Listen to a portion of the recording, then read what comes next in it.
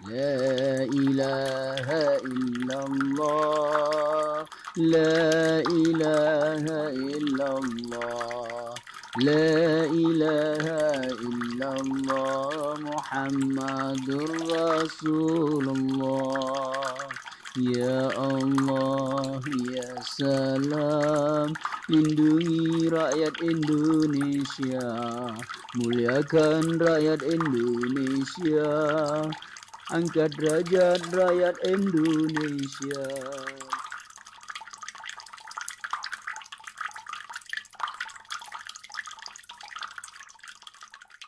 Assalamualaikum warahmatullahi wabarakatuh. Bupati Jember, Jawa Timur tengah menjadi sorotan setelah menerima honor pemakaman pasien COVID-19 senilai Rp70.500.000. Tak hanya kepadanya, honor tersebut juga diterima oleh sejumlah pejabat di lingkungan pemerintah Kabupaten Jember. Menanggapi hal ini, Bupati Jember mengatakan bahwa uang tersebut langsung ia berikan kepada keluarga pasien COVID-19 yang kurang mampu. Pejabat yang menerima honor ini yakni Bupati, Sekretaris Daerah, PLT, Kepala BPBD, hingga Kepala Bidang Kedaruratan dan Logistik BPBD.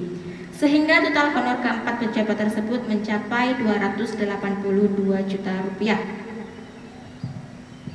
Bagaimana tanggapan dari Angkatan Muda Banteng Putih terkait hal tersebut? Relevankah honor yang begitu fantastis diterima oleh pejabat daerah di era masa pandemi ini? Mohon penjabarannya. Ibda' bil basmalah, sallu ala nabi, sallallahu ala Muhammad, sallallahu ala Muhammad, sallallahu ala Muhammad. Pada kesempatan ini kita akan membahas tentang dana 70 juta yang diterima Bupati Jember. Pada saat ini kita harus memikirkan sesuatu yang objektif. Bupati Jember melakukan perilaku yang secara hukum sah. Ingat itu, sah, halal, thayyiban. Hanya saja secara etika ini yang harus diperbaiki kinerja. Meskipun beliau mengatakan 70 juta itu disalurkan kepada orang-orang yang berhak menerimanya. Itu lain lagi pembahasannya. Itu nanti kajiannya sodakoh, infak. Itu lain lagi. Ya, korelasinya tidak begitu terikat, tidak begitu terkait maksud kami. Yang kita soroti 70 juta yang fantastis ini. Ya. Memang dari dulu sampai sekarang itu pola pemerintahan Negara Kesatuan Republik Indonesia seperti itu. Ini kita bongkar-bongkaran saja nih, memang kenyataan di lapangan itu dari tingkat nasional, ya, tingkat provinsi,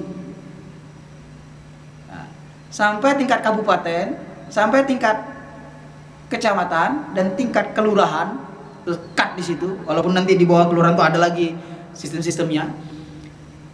Kita fokus dari presiden sampai tingkat kelurahan itu. Itu sudah kebiasaan di negeri kita yang subhanallah ini. Jika ada suatu kegiatan, itu menjadi ketua panitianya pasti pejabat publik. Kalau dia tingkat kabupaten, ya itu tadi bupatinya atau bapak bupatinya, itu sekdanya. Jadi orang-orang mereka juga yang panitianya. Jadi SK turun, SK dibuat sama bupati, makanya jadi ketuanya bupati, sekdanya, ya, aparat. Yang penting lingkaran circle-nya mereka. Jadi nanti uangnya nggak lari kemana-mana.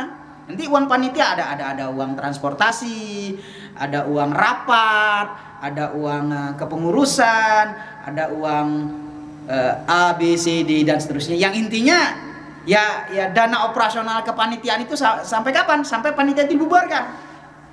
Kapan panitia dibubar? Sampai acaranya selesai. Nah, kalau panitianya hanya sekedar talk show, seminar, mungkin 2 jam 3 jam selesai sudah. Rapatnya paling berapa kali, ya itu tidak perlu kita bahas lah, terlampau remeh gitu. Nah, yang jadi masalah ketika ini panitia COVID. Nah, kalau COVID-nya bertahan 15 tahun, maka panitia itu akan bertahan selama 15 tahun.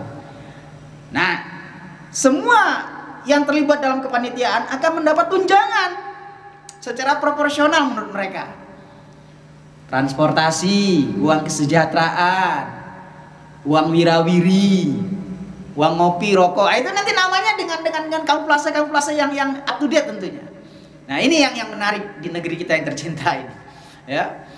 Kepanitiaan yang buat mereka juga, dan itu udah jamak terjadi di tingkat nasional juga seperti itu. Jadi itu hal yang lumrah. Para pemangku, pemegang kekuasaan tidak bisa membedakan mana yang darurat, mana yang urgent, mana yang santai, tidak bisa bedakan. Yang penting pukul rata. Walaupun itu proyek nyawa, katakan korban nyawa, yang penting ada panitianya. Semuanya serba panitia di Indonesia ini. Subhanallah. Jadi ini sangat miris tentunya. Ya. Acara apapun bentuk panitia. Nah, yang notabene pengurusnya mereka juga, bupatinya, wakil bupati, sekda, dan semua perangkat yang sudah terbentuk itu dijadikan panitia. Alasannya sederhana. Kalau kita bentuk di luar struktur ini nanti susah adaptasinya, susah ini itunya. Dan kita terima oke, itu fine, karena dalam struktur organisasi memang oke lah, karena mereka terlibat langsung. Jadi kalau mereka jadi ketua, sekretaris itu lebih cepat tertangani. Oke, fine. Tapi yang jadi masalah adalah bisa nggak dibedakan? Kalau COVID ini masalah sisi manusia, sisi kemanusiaan maksudnya. Bisa nggak bedakan? Jangan dijadikan bancaan juga, jangan dijadikan proyek juga, itu maksud kami. Jangan sampai miris dengarnya 70 juta gitu. Seakan-akan kayak monster pejabatnya gitu. Seperti Dracula menghisap darah gitu. Sudah orang ketiban tangga, ditiban lagi. Walaupun itu tadi kami katakan, Sang Bupati mengatakan sudah saya bagikan kepada yang berhak, khusus pribadi saya. Itu bukan kajian, itu nggak ada korelasinya. Itu namanya sodakoh atau infak. Tetap saja 70 juta itu diakui, diterima. Nah, artinya di sini mau itu diinfakkan, mau itu dipakai untuk kebutuhan keluarga pribadi, itu sudah lain kajiannya. Yang jadi permasalahan adalah 70 juta itu yang diterima. Ini yang menjadi pokok pembahasan kita. Ini yang menjadi menarik. Ini menjadi tergelitik Angkatan Muda Banteng Putih untuk mengkaji kajian ini. Sekali lagi kami tidak menyalahkan, tidak mengharamkan, tidak mengkritik terlalu kejam, apalagi sampai memberi label apapun, tidak. Sudah kami katakan tadi, ini sudah dari zaman dulu, bukan zaman sekarang saja. Ada bencana alam bentuk panitia, nanti ada transportasi, itu sudah jamak. Nah, tapi tolonglah, situasi COVID-19 ini butuh relaksasi hati. Yang pakai istilah itu, relaksasi hati, agar punya empati, bisa merasakan penderitaan orang yang sudah kehilangan akibat COVID-19. Walaupun kita sebagai orang bertauhid, orang beragama yakin hidup mati sudah ditetapkan oleh Allah Subhanahu wa taala, Tuhan semesta alam. Tetapi semua itu kan ada sebab akibat, dan semua itu kan pasti terkait dengan environment, lingkungan sekitar. Kita hidup di antara mereka yang kelaparan, mereka yang menangis tersedup-sedup karena kehilangan kerabatnya, mereka yang ditimpa kesusahan, mereka yang menderita dan mengalami penderitaan yang terus-menerus. Sudah pekerjaan tidak punya, dilarang keluar rumah, sekarang sudah mulai boleh keluar rumah tapi dibatasi, harus memulai dari nol lagi. Ya, uang untuk modal usaha juga sudah tidak ada sama sekali. Nah, ketika mendapat kabar seperti ini, 70 juta bupati menerima, terus jajaran-jajaran total sekian ratus juta, ini kan sangat menyakitkan, menyayatkan hati mereka.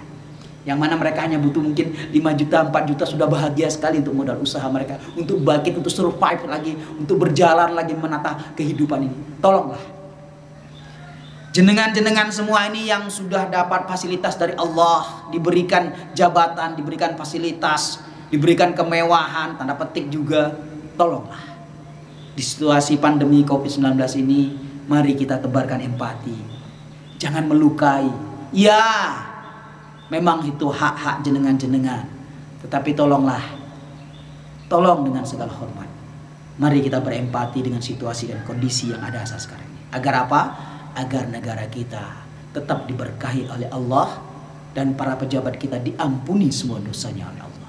Sallallahu alaihi Muhammad, sallallahu alaihi Muhammad, sallallahu alaihi